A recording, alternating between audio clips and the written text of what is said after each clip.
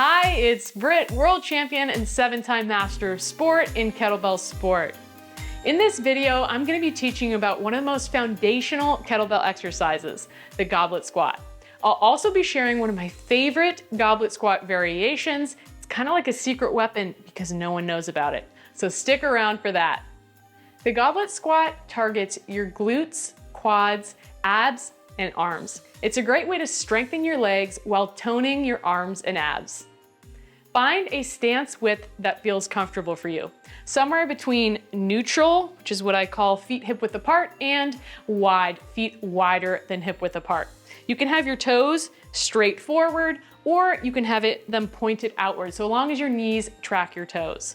You could also perform a goblet squat in a narrow stance, feet together, a staggered stance, but for now, we're gonna focus on somewhere between that neutral and wide square.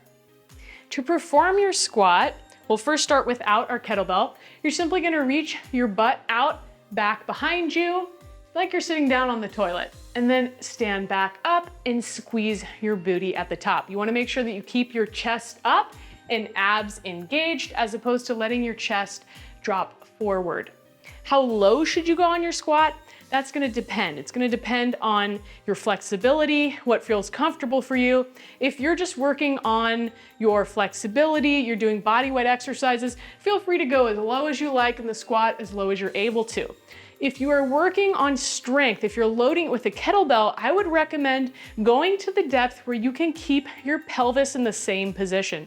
So go as low as you can go that you can maintain the same pelvis position. As soon as you start to lose it, you start to tuck your tailbone under. Now you're starting to load your lower back. As long as you keep your pelvis in the same position, we're keeping the emphasis on the legs, which is what we want.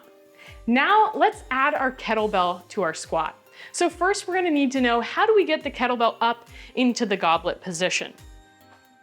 Well, there's a number of ways that you can do this. The easiest way and the best way to set yourself up for success so that as the kettlebell is heavier, you can keep doing it the same way, is to use an exercise called the 2-arm clean. You're gonna start with the kettlebell between your feet. You're gonna reach down, grab the handle. You're gonna stand up quick, so it's like a fast deadlift, and utilize the upward momentum your legs are giving the kettlebell to re-grip on the horns or the side of the kettlebell. So you're gonna stand up and re-grip as you stand.